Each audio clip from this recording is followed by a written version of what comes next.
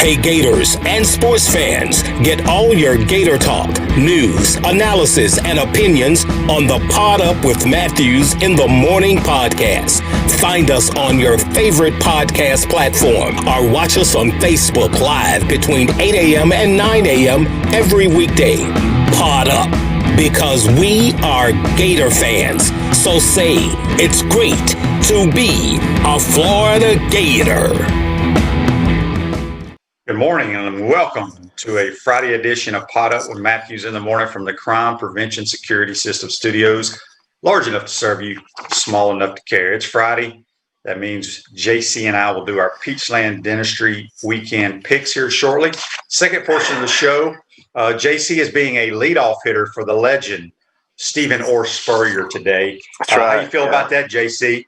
You're a leadoff for the head ball coach.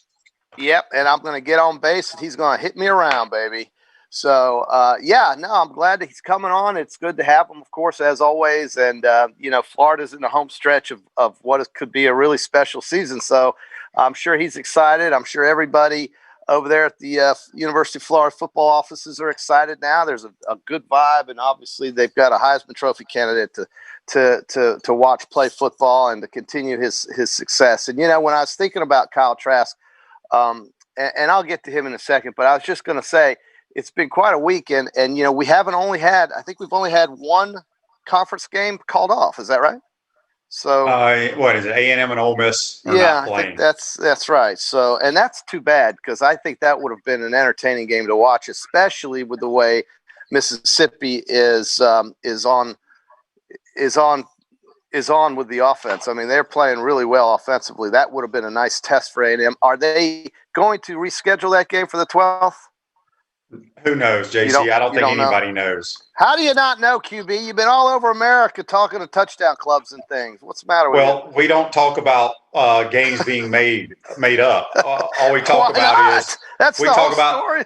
Well, the only two schools that anybody cares about are Alabama and Florida, and everybody agrees neither should be playing before the SEC title game. And for you, JC, I went to it's not your state because you didn't grow up there, but I was in Huntsville, Alabama Tuesday night. That's and right. It's about 85 to 100 men, a few wives there. And, the big question there, and it was interesting how they presented it to me was, can Alabama beat Florida? They're very hospitable in Huntsville. They like to entertain their guests. And they were very happy to have a former Gator legend grace their presence. I mean, it was a big night for them. You don't understand how big a night that was for them because all of those people up there remember 92. They all remember you. They all have watched what's gone on with Alabama and Florida's rivalry. It's a great rivalry. Do you want to hear this? It's probably you may never heard this story, but I told it to them because I don't really think I've ever told many people this story, and I had to do it since I was in the state of Alabama. So I'm going to let all our listeners hear this story right here. Let's hear this story right here. My daughter, as you know, went to Mississippi State. So when I had to take her for orientation, I am hauling butt between Montgomery and Tuscaloosa on a two-lane highway. You probably know Highway 82. 82, okay. Highway 82. Yep. And there is nobody on this road, and I am flying. I got it on cruise, probably 80 something. Yeah, and, it's kind of hilly, right? It's a Talladega forest. Yeah. So coming this way, there's an Alabama State Patrol guy. He hits those lights, and I pull over, and I'm like, "Oh my Lord!" I mean, because I'm adding up how much this ticket is. I had no idea what the speed limit is. He comes up to the window and he says, "Sir, I need your license and your registration. You know how fast you were going?" I said, I haven't seen a speed limit sign in quite some time, sir. He's like, "You're going like 80 something in a 55. I was like, "Oh God." Yeah. So he goes back to his car, his patrol car. About 5 minutes later, he comes and knocks on the window. He's like, "Mr. Matthews, what are you doing in the state of Alabama?"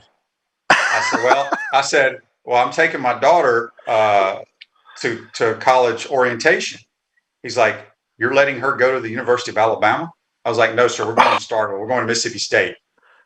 He goes, "Well, you know this is the most dangerous road in the state of Alabama. Us Alabama fans appreciate that interception you threw."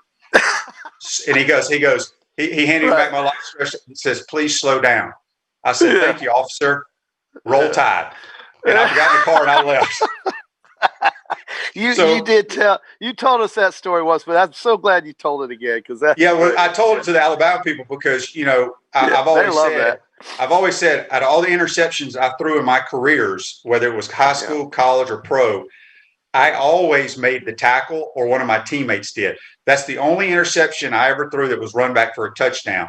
So basically, I told that story saying, well, that interception finally paid off because it saved me a lot of money and my insurance and everything. But they got a kick out of that. Yeah, that's a good one. And I think it was funny that he was saying, you're going to let your daughter go to the University of Alabama, and you said no, she's going to Mississippi State.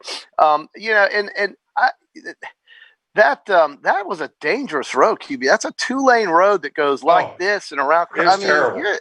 What? We were in a hurry. I guess so. I didn't realize how fast I was going. I really didn't because there was nobody else around. But I had to give him the Roll Tide after he told me we appreciate the interception. I said, Roll Tide, and I rolled my window up and I was gone. Well, you guys have had a nice, that 30 on 30 that the ESPN did with you fellas and the Alabama guys, including Antonio Langham. That was a nice program, and a lot of people got to enjoy that, and they've played it over and over again.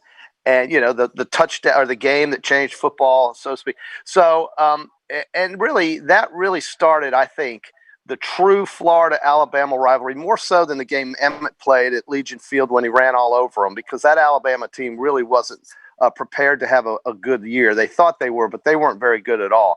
And that 92 game got Florida and Alabama, I think, really mixed into the SEC championship mode because they have been the two schools who have played the most. And Florida had a nice run in the 90s, obviously, and now Alabama's on a little bit of a run themselves. So it is really exciting that we're going to get Alabama and Florida again.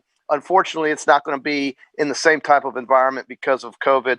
But the good news is that they're going to get back on the field again. And Florida's going to come with a loaded holster finally, because the last couple of times, obviously, they played Alabama, they didn't have a quarterback. So it was hard for Florida to compete in those games. But they will certainly in this one. And, I think the biggest reason why is obviously the quarterback. And I looked at some of these, and you may have already talked about this throughout the week, QB, as far as Kyle Trask is concerned. But this guy has completed 70% of his passes and thrown for 2,171 yards with 28 touchdowns and 3 interceptions. Now, through 6 games last season, Joe Burrow, who won the Heisman Trophy for LSU, had completed 79.6% of his passes, which is still amazing, and thrown for 2,157, slightly less yardage, with 25 touchdowns, 3 fewer touchdowns, and had the same number of interceptions. And Trask has played 6 SEC teams, obviously, with this season, and Burrow played in 3 of his first 6 games against Georgia Southern, Northwestern State, and Utah State, who you could make the argument do not play the same defensive game as an SEC team. So if you were to compare the two, I would say Trask is having a little bit better of a season with just those stats. Here's what's crazy is Mac Jones having a better year than Joe Burrow too. It's crazy. It is crazy. And Matt Corral. As well. Ole Miss with his stats. But I guess the one thing Burrow can point to is that he threw for a damn near 80% completion percentage, which, I mean. Well, Joe Burrow's a special quarterback with his. I've said all along, I felt like he is Tom Brady with athleticism and mobility. He is. He's going to do great. Good player for a long time. JC, did you get to watch any of the games last night on TV? So I did. I watched the end of that Tulsa-Tulane game, and QB, Tulane had that thing in the bag, going up a touchdown with 1.5 minutes left, and before you know it, Tulsa comes back, and Tulsa has a way of doing this. These comeback wins that Tulsa has. And by the way, the Golden Hurricane, who should be called the Tornadoes, the Golden Hurricane is 5-1 on the season and competing hard in that conference. And I think the way they win is just special to the team they have with a third-string quarterback, QB, Bryn Davis, a third-string quarterback throwing a 40-yard or 37-yard Hail Mary type of play there at the end. And, Juan Carlos Santana, who plays for Tulsa. Juan Carlos Santana comes down with the ball on the Hail Mary, the second one we've seen in less than a week, to win or tie a football game. And then, of course, we had the overtime, which was amazing too, because Tulane's on the 4-yard line, and they're about ready to go in. And Tulsa picks it off. Zaven Collins picks it off and goes 96 yards. They win by 6. The spread was 5.5. How about that bad beat? That's what they would have. That's what they would call a bad beat if you were sitting there with that Tulane ticket ready to go to the window. Yeah, no doubt. The NFL game was somewhat entertaining. It's so weird watching. It's the TV copy does a good job of not showing the stands when they can. Yeah. But it's still so strange to me when you look at these NFL games and there's nobody in there, and it's bizarre. Well, in some places, I mean, you still somehow you have fans in Cleveland and Jacksonville. I mean, but you're right. For the most part, all of those Western teams have shut down those doors. Nobody gets in. And I don't know, what would that be like to play in QB in something as quiet as a closed arena or an outdoor arena with no fans? And does it matter, you think, to these guys? Is it hard? Is that why they get so many false starts? I mean, Arizona had over 10 penalties last night, and a lot of them were just routine little dinky offsides and false starts. I don't know. I've never played in an empty stadium. I mean, I guess I could go back to your college days when you had like a scrimmage in the stadium, but it's still, I don't know. It's crazy to me. But we got a Facebook Live here brought to you by Meldon Law, the official and only law firm partner of the Florida Gators. David says Kyler Murray is something and is going to keep getting better. Russell is solid, just always better than you think. I agree with that. Kyler Murray's, that guy, he might be the fastest player or quickest player in the NFL. I definitely think it's between him and Lamar, and I think he's probably quicker than Lamar Jackson, although Lamar Jackson he's a much better thrower than Lamar, I can tell you that. Yeah, he certainly has. And, he played last night with a banged-up shoulder. He got hit, but he stayed in there. And I tell you, he surprised me because I didn't know if a guy with that size could be as effective as he is. But because he's so fast and because he's got good receivers, I mean, Hopkins. So I think it's good that the Cardinals are competitive. Last night was one of those games where, it could have gone either way, but Seattle was in control. And Wilson finally turned the ball over. He's gone. Before last night, he played 2 games where he turned it over 7 times, and of course, they lost those games. So that really is the story with the Seahawks and with Russell Wilson. If they don't turn it over, they've got a chance to beat anybody. JC, I'm going to go ahead and do our comfort temp this day in sports, and then we're going to get to our Peachland Dentistry picks. At Comfort Temp, comfort is our business, peace of mind is our promise. This month, get a free annual maintenance plan with every residential duct cleaning purchased, $199 value. Our service department is available 24 hours a day, 7 days a week for your convenience. Do you need your ducts cleaned, JC? I probably do. I probably will have to give them a call soon. This day in sports, back in 1977, Walter Payton of the Chicago Bears rushes for an NFL record 275 yards. I don't know. Has that been broken? I don't think it has, but I watched that game. It was against the Minnesota Vikings on the rug at Soldier Field. Yeah, I wonder if that's been broken. I'm not sure if it has or not. Yep, I remember that game. I actually watched that game. I was 13 years old. I was watching it on CBS. That's when they had Irv Cross, Pat Summerall, Phyllis George, and Brent Musburger doing the NFL Today. And Jimmy the Greek would give us his pick for the day. And those were good times, man. That's wow, CBS. Yeah, they covered the NFC. NBC covered the AFC. Well, it's Peachland Dentistry, Gator Nation's #1 choice for dentistry in Port Charlotte and surrounding areas. Visit them at peachlanddental.com and join us right now for the JC and the QB weekend picks brought to you by Peachland Dentistry. What we got, JC? All right, my man. I have overtaken you by 1 game on the year. I am 46-30, and you are 45-31. A great comeback by JC, but we are now pretty close to even. And that's pretty impressive when you look at the record against the spread, if you ask me or anybody. So we're going to start in the Big Ten. We're going to start with 2 teams going in the opposite directions, but I don't understand this spread because Iowa is playing well and beating people's brains out, and Penn State, in my mind, has packed it in for the year. But the spread is only 2.5 points. There's nobody going to be in the stadium, of course, at Happy Valley. The game's in Pennsylvania, lockdown city in the state of Pennsylvania. Iowa -2.5 at Penn State. It's a pretty easy one for me. Yeah, give me the Pittsburgh Steelers. Oh, I mean the Iowa Hawkeyes. Yeah, no question. They are. They look just like the Pittsburgh Steelers. I can't understand that line. I don't know what's fishy about that. Cincinnati. Let's stay in the Big Ten. Let's stay in the Big Ten here. The Badgers, Wisconsin, 2-0, looking good in both their games, playing against the 4-0 Northwestern Wildcats and laying 7.5 points in Evanston, Illinois. Wisconsin's favored by 7.5 at Northwestern. 7.5 at Northwestern, Evanston, Illinois.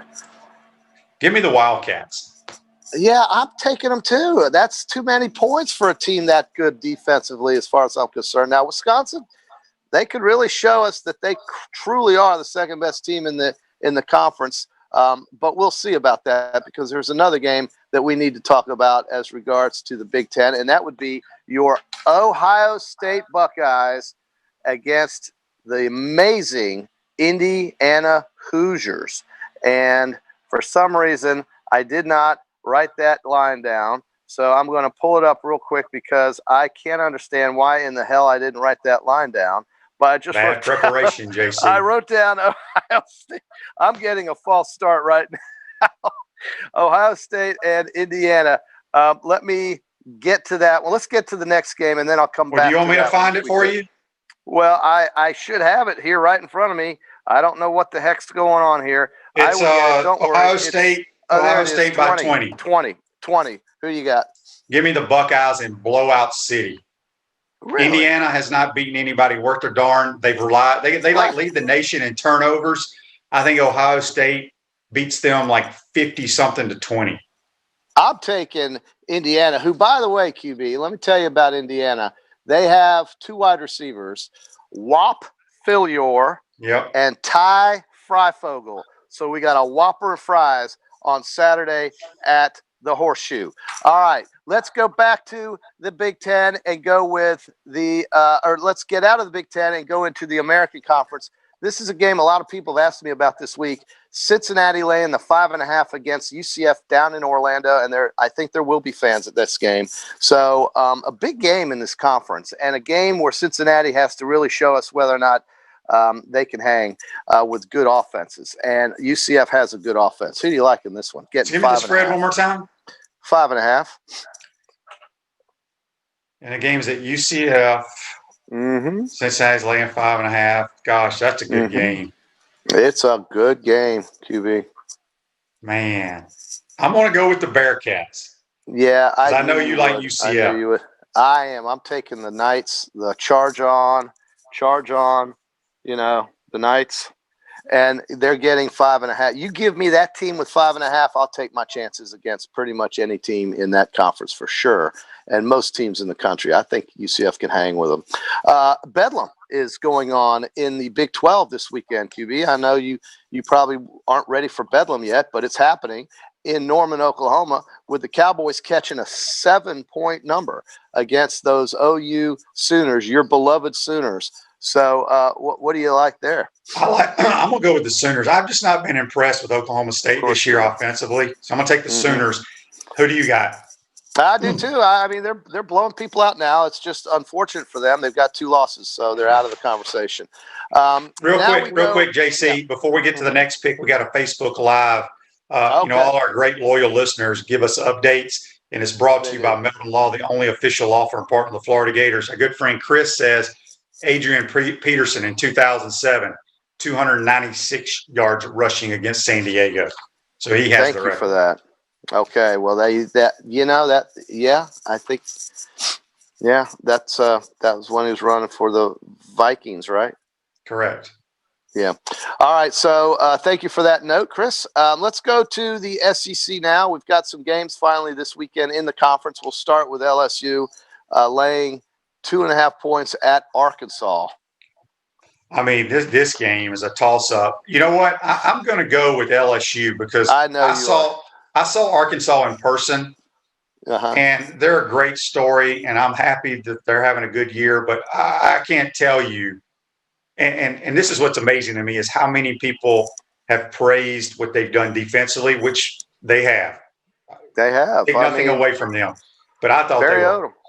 they were awful on defense. I think LSU's athletes will go up and down the field on them. I think this could be a track meet. I don't know why I'm picking LSU, but I'm going to take LSU. All right. Well, I'm still a believer in Barry Odom, what he's doing there at Arkansas. And yes, Florida has a way of making a lot of teams look bad, their QB. But I get what you're saying. The scheme. No, here's the thing: is I get the people that Arkansas have beaten can't throw the football. Think about the teams they've beaten. Well, but Myles Garrett's not playing, so Myles Garrett plays for the Browns. I mean, Miles Brennan. Yeah, well, I was right. Myles Garrett isn't playing. It's Miles Brennan. So I know that, but they still should get some guys open. Okay, we'll see about that. Give me Arkansas. I'm taking the dog. This is turning out to be dog day Friday for JC, except for that Iowa pick. Kentucky at Alabama. Kentucky's got a pretty good defense, QB, but they're getting 30 points. I mean, I know what you're going to say, blowout city, this, that. Blowout city. But name your score. Why isn't it 45 points then? All right. Here's a great 30's a lot. 30's a lot, but is it really? Alabama or Auburn rather is giving Tennessee 10.5. You like Auburn there? Boy, these two teams are identical. I'm going to take Auburn's Tennessee better. only because I don't think either one of them is very good on offense, and I think it's going to be a low-scoring game, and I think Tennessee will lose, but they'll lose by less than 10. Well, my theory is pretty easy to understand. If you can beat LSU by 45, you can beat Tennessee by 10. Give me Auburn. Every game is different, JC. That's a dumb theory. Well, it might be a dumb theory. We'll see if the pick is smarter, though. South Carolina is getting 6 at home against Missouri. I didn't even know this game was being played until I looked it up this morning. It's one of those under-the-radar games. Nobody knows is even being played. So you're getting 6 South Carolina's points. At home? Getting 6. Yeah. I'll take the Gamecocks. Okay. I got Scar as well, getting the 6 points. I don't understand that line. Okay. Now we get to obviously our game here. Again, a huge number, massive. I know what you're going to pick, but I have to put it on the board anyway. It's Vanderbilt catching 31 points at home. It's blowout city. Speaking of our game, Dan here on Facebook Live asked, and it's brought to you by Melton Law, the only official law firm partner of the Florida Gators. Dan says, Florida game or FSU game? Which one has the highest total combined points? So it's a very good question. I'm going to say the FSU game because Vandy won't score on Florida and FSU might score on Clemson. Well, you just told me that Kentucky had a good defense, right? I mean, Vandy scored 35 on them. I know. I get it. Okay. But that was the only game they've allowed a lot of teams to score on. Okay. But you're right. I mean, it was terrible. But, Kentucky, you've said, has an awful offense. And they're brutal. 38 points. And they scored 38 points last week. No, this is going to be a 48-6 game. 48-6. Florida will win 48-6. What will Florida State lose to Clemson by? They will lose 42 points. 52 to 14. Well, that will give you the answer. That would be Clemson. I'm just throwing numbers out there. I just think it's interesting. I think it's interesting that FSU's a bigger home underdog at 35 points. Yeah, it is. Where Florida's only laying 31 at Vanderbilt. So if Vandy and FSU play, who would be favored? I would say FSU by just this much. I think the Vandy is that bad. But I'll tell you what, QB, Florida State hasn't been a home underdog like this since the days of Daryl Mudra. And that was probably before you were born in 19 whatever. Yeah, exactly. And he was the coach at Florida State when they played at Doak Campbell Stadium, which looked like two bleachers. And Florida State had the silver helmet with the state of Florida going down the side of it with the word state in the peninsula. They were so bad that they couldn't beat anybody, and that's the team they're turning into right now. It's unbelievable how hard they fall. I would say they've fallen harder than when Florida went 4-8. This is worse than that, and that was bad. Okay, so we go to the NFL game of the week, and I think it's a great game, and I think it's going to be very interesting. It's a Monday night game, QB. We'll talk about it probably on Monday, so we won't have the result, but I want to talk about it anyway. Rams at Tampa Bay with Tom Brady getting 3.5. Well, I'm surprised you didn't pick another one. The Sunday night game is an outstanding game as well. But don't you think Tom Brady and the Rams? I mean, that's a good one. But we're going to do the Chiefs Raiders too. Why not? Okay, all right, sure. That's a good game too. God, I'll take the Bucks, but for some reason, when I watch the Bucks, they don't play great for whatever reason on the games I watch. The games I don't watch that aren't like on national TV, they play really well. I'll take the Bucks. Yeah. I know you want the Rams. Of course, and I'll take the Rams. I'm glad you took Tampa. And I'll take the 3.5 points. Now, Kansas City was beaten by Las Vegas last time they played.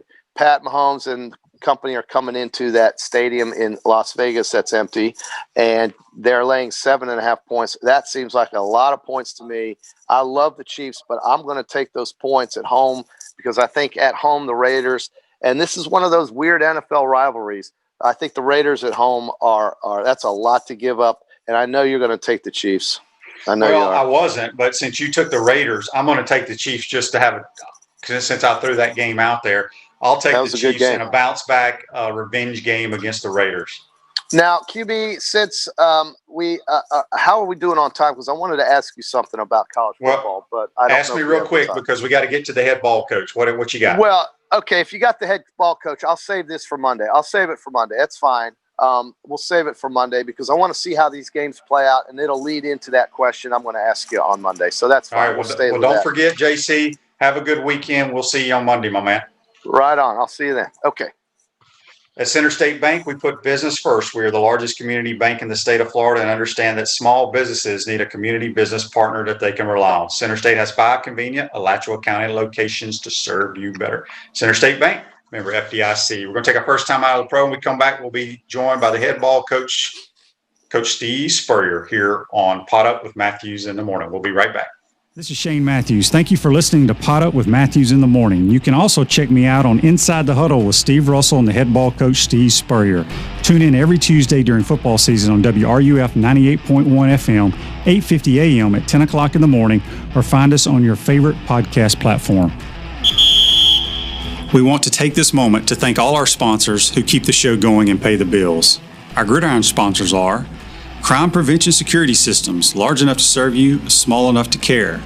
Titan MRI, Gainesville's only locally owned and operated MRI facility. Meldon Law, where you matter most. Peachland Dental, Gator Nation's first choice for dentistry in Port Charlotte. Comfort Temp, comfort is our business, peace of mind is our promise. Celebration Point Town Center, Center State Bank, Chris Doring Mortgage. Some of our touchdown sponsors are Campus USA Credit Union, Adams Ribs, Doreen Wiebe Realtor, Caldwell Banker MM Parish, Gator Dominoes, Celebrate Primary Care, Davis Gainesville Chevrolet, Miapa Latin Cafe, Wrap Spot, Okido America, Gators Dockside, Radware for all your promotional needs, Style Cuts, Ironwood Golf Course, TB Financial, Meadowbrook Golf Course, Dar Shakow Insurance. If you are interested in promoting your business on the show, you can visit our website, potupwithshane.com, and click the Advertise button or call Freddie at 352-284-3733. Again, thank you for all the great businesses that support the show. Please remember, if you like what we are doing here, thank our sponsors and support the businesses that support us. Welcome back to this Friday edition of Pot Up with Matthews in the morning from the Crime Prevention Security System Studios. Celebration Point's where the Gators come to celebrate with premium brands like Bass Pro Shop, Tommy Hilfiger, Hotel Indigo, Nike, Skechers, Sushihana, and coming spring of 2021, the HBC's new restaurant, Spurrier's Gridiron Grill and Visors Rooftop Bar.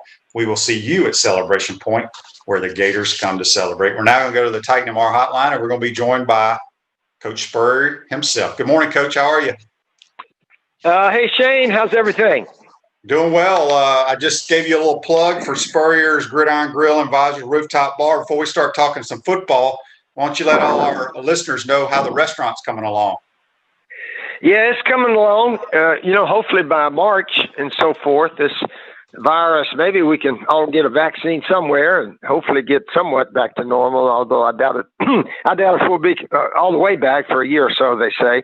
But anyway, yeah, we're looking forward to the restaurant there in Celebration Point. As you know, excellent location right off the interstate and Archer Road there. And it's a good-sized restaurant with the rooftop bar called Visors. And we'll have, a wide assortment of food. So it's going to be a fun place. I'm looking forward to not only eating there, but sitting up on top of the rooftop bar and having a beer maybe with you one day. Yeah, that would be great. Coach, Gators have had a pretty good year so far. Obviously had a slip up against A&M, and we haven't had you on the show since then. But they still have all their goals right out there in front of them. Win the SECs, have a chance to play for the title. Just your assessment so far, what you've seen from the Gators this year. Yeah, the Gators have got a good team, and we've seemed to really get better as the season progresses.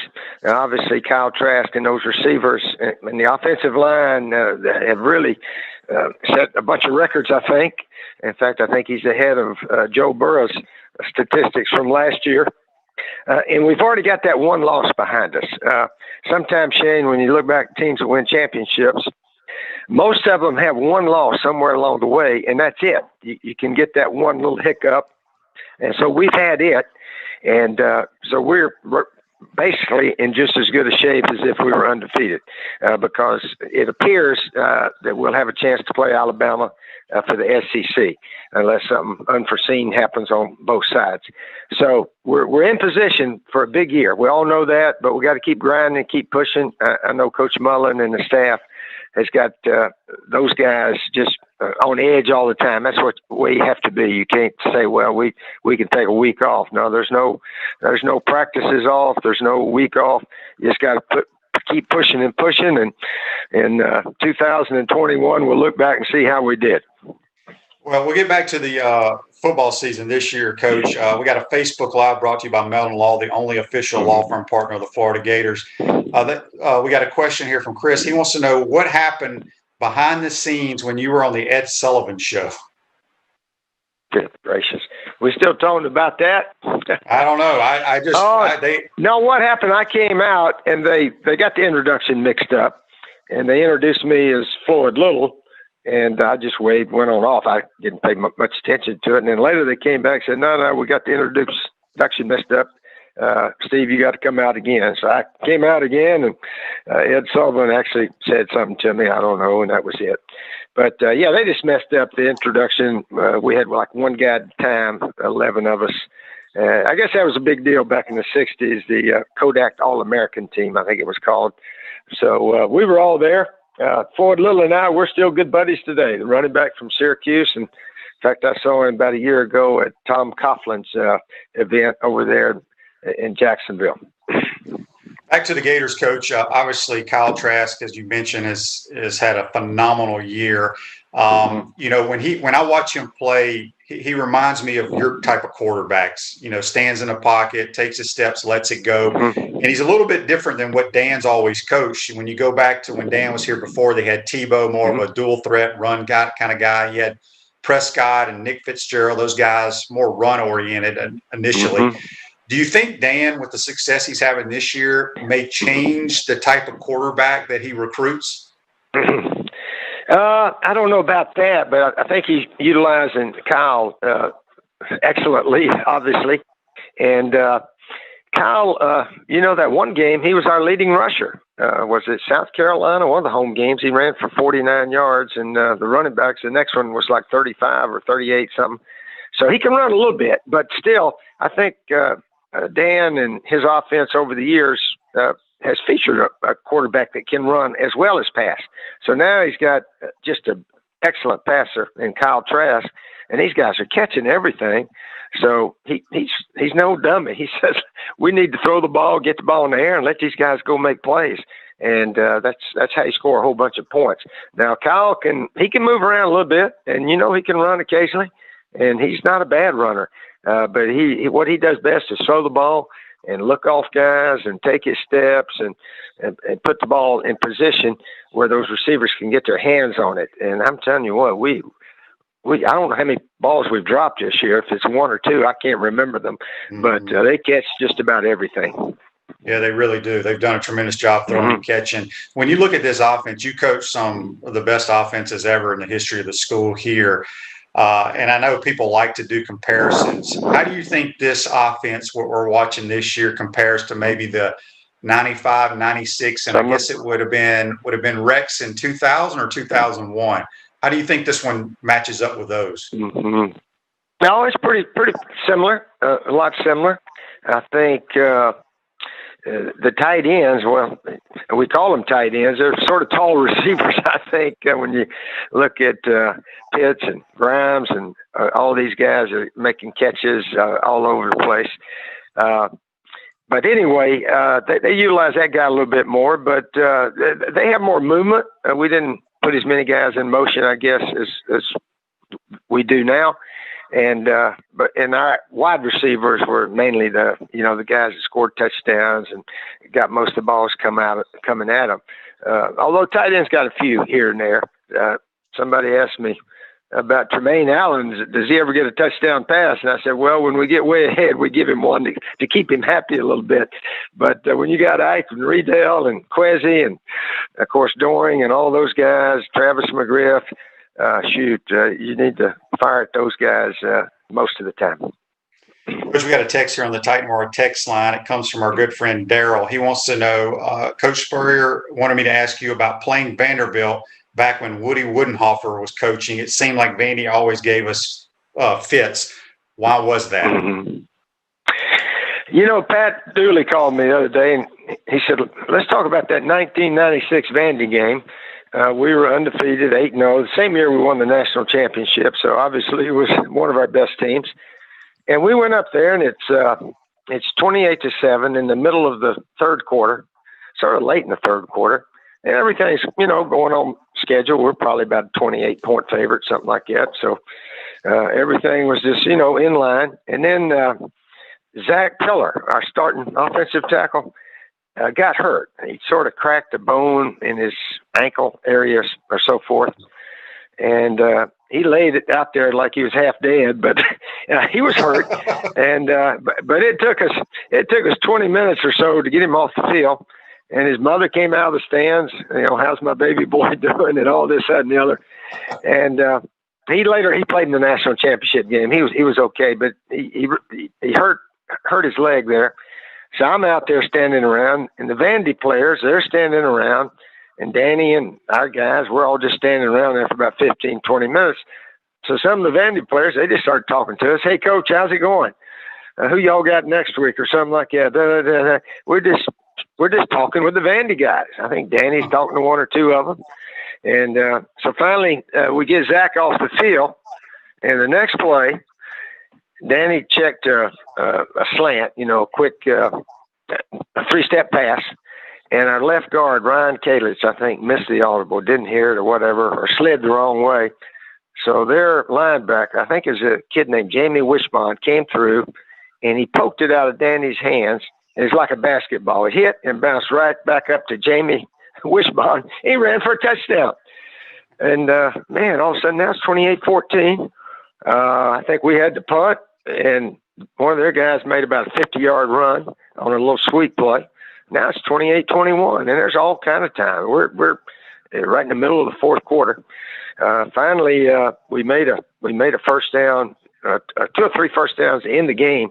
In fact, Danny had to I think we made a quarterback sneak on 4th and 1 at about midfield, but it got tight there, and it's interesting how the whole flow of the game changed right after the injury to Zach, and so I think next time somebody gets hurt, I'm gonna tell our guys, you stand about 20 yards behind the other team. You don't need to be fraternizing, with the opponents. You don't, and that's what we did. We just, I was probably guilty myself talking to one of those Vandy players at that time. But it was a little scary, but we got out of it, and in the long run, things worked out. We got a Facebook Live question here brought to you by Melton Law, the only official law firm partner of the Florida Gators. Gene says, how about Coach's old QB from the Apollos, Garrett Gilbert, playing for the Cowboys now?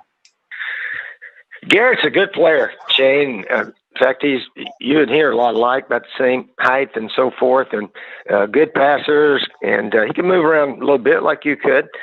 And, I talked to him after the game, and I said, man, I wish your coaches had let you throw the ball in the end zone more.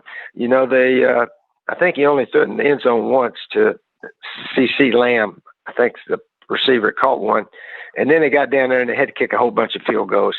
And history says if you're playing a good team and you got to kick a bunch of field goals from the 5-10 yard line, most often you get beat. And that's what happened to the Cowboys. So, but Garrett's a good player. He really is. He led the alliance and total offense, touchdown passes, yardage, all that kind of stuff. And just opportunity.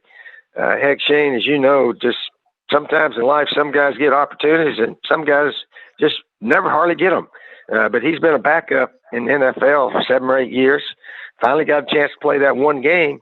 And I think he proved to just about everybody, hey, he can play this game. So I don't know if they're going to keep him in there or bring Dalton back in. I guess we'll find out this Sunday.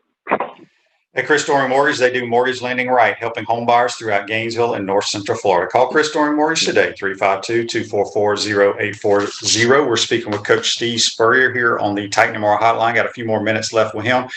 Coach, when you look at this, I mean, you watch a lot of college football, as we all do, and I know we're kind of jumping ahead of ourselves, but let's just say Florida and Alabama keep playing the way they're playing.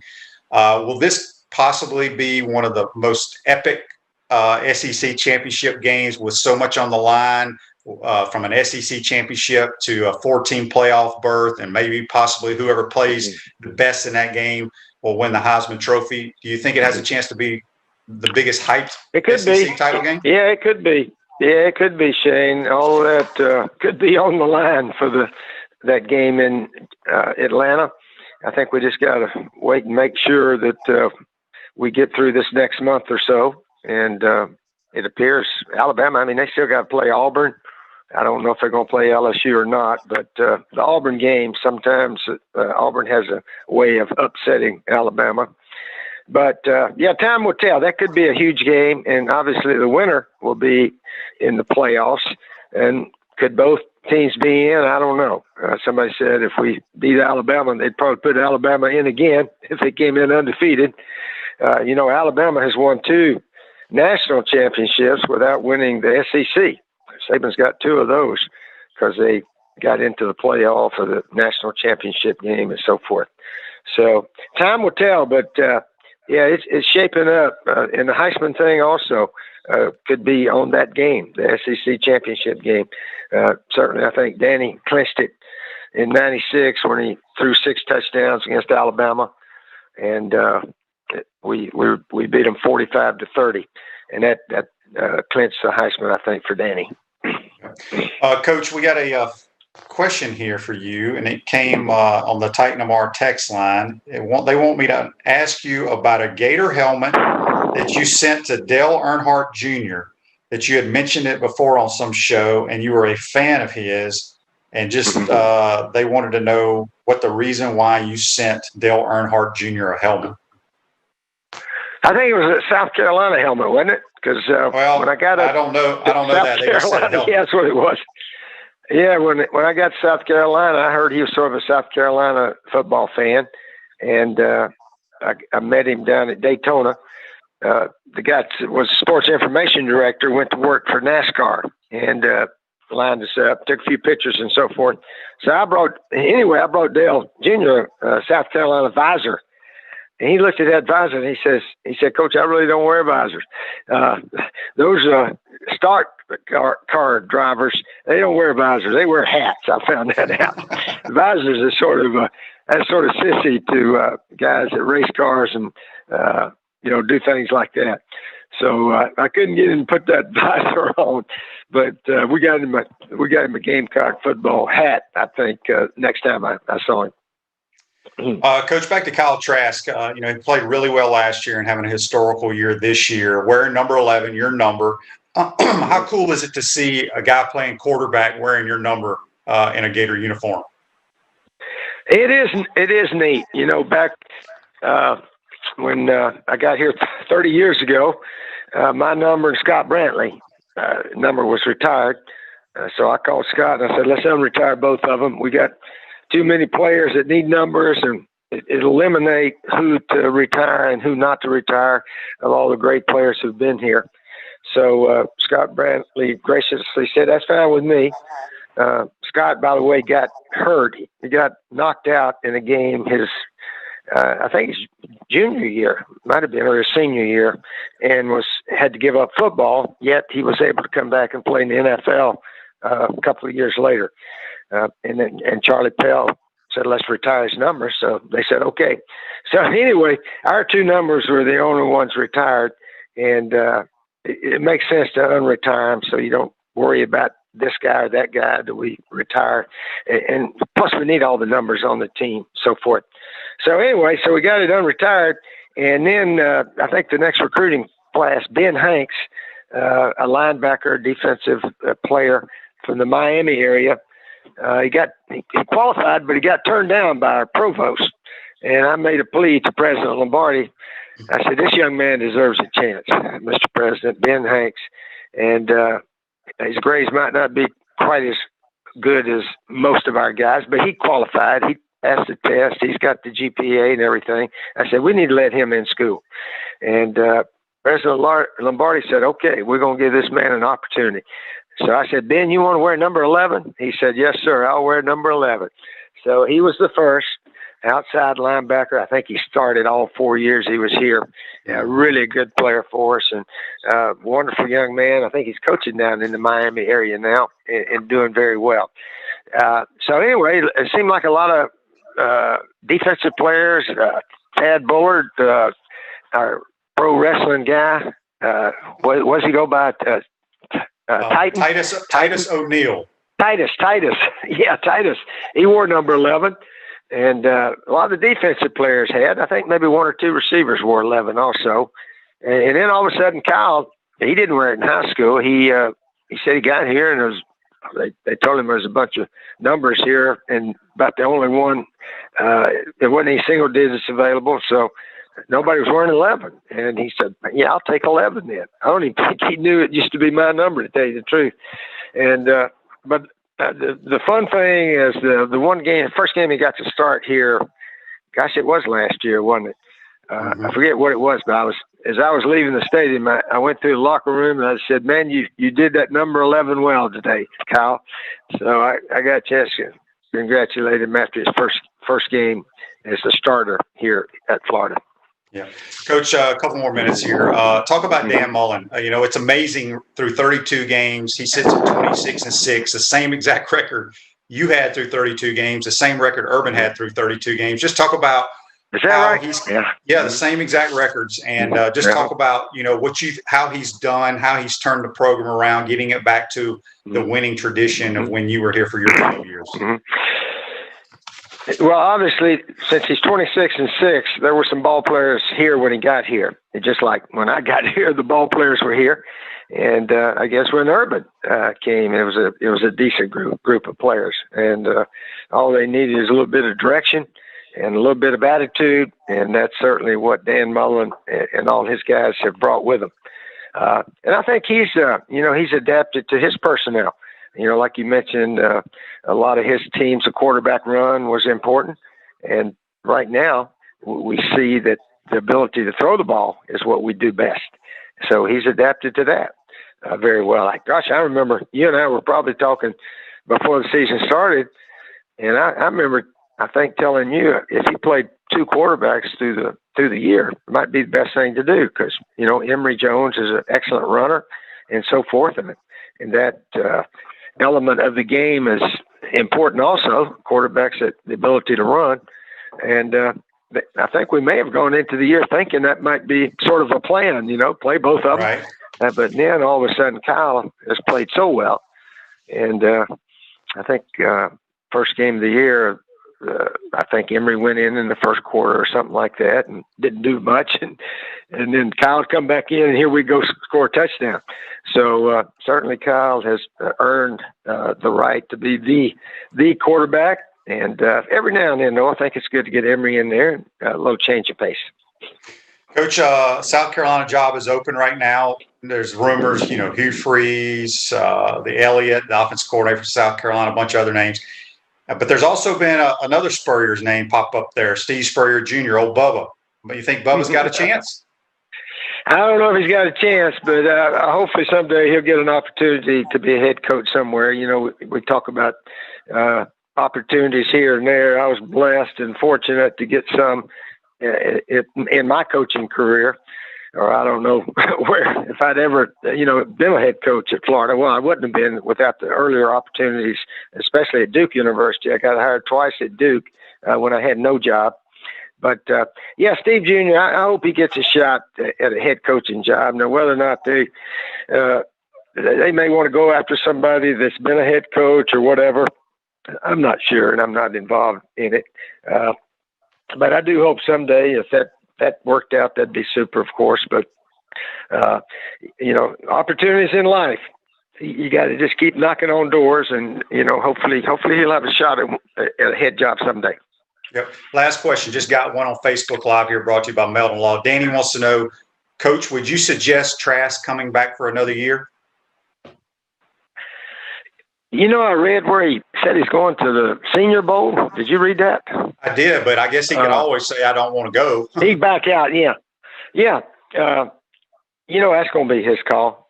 I think he needs to play this year out and see where he is and see what's happened and so forth. I still remember after we won the national championship, I think the next morning, Ike Hilliard and Reedale Anthony, they both were sort of standing together. And they said, Coach, Ike and I, Reedale said, Ike and I need to come by the office and talk to you about staying or leaving for the NFL. And I said, no, you don't. I said, both you guys are leaving because you're both number one round draft picks. You've done all you can for the University of Florida. And we appreciate you and we love you. And now it's time for you to go do your thing in the NFL and so forth. Because they've been 3-year starters. I said won everything, won a national championship, 3 SECs. So they'd had what you'd call 3 full careers here at Florida. Now, Kyle, depends on what we do this year. If we do have that big year, then he might say, hey, I can't do any better than this. Or if we quite don't make it, he may think, hey, maybe we can win it all next year. Certainly, I think the opportunity to win an SEC or even a national is a lot better than sitting on the bench at some NFL team, which was what Jake Fromm, I guess Jake's on a NFL team somewhere, but why he did not return to Georgia still baffles me. But that'd be Kyle's call. I think he should wait till the whole season's over and just, see what's best. Yep. Well, Coach, we appreciate you taking the time to join us today. We'll talk to you soon. Stay safe and go hit them straight. Go Gators. All right. See you, Shane. Bye. All right, Coach. That's Coach Steve Spurrier. Join us on the Titan MR Hotline. We're going to take a final time out of the program. When we come back, we'll wrap this show up.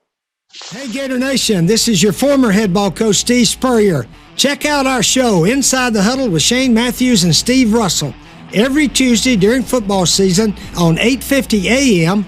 and 98.1 FM WRUF at 10 o'clock a.m.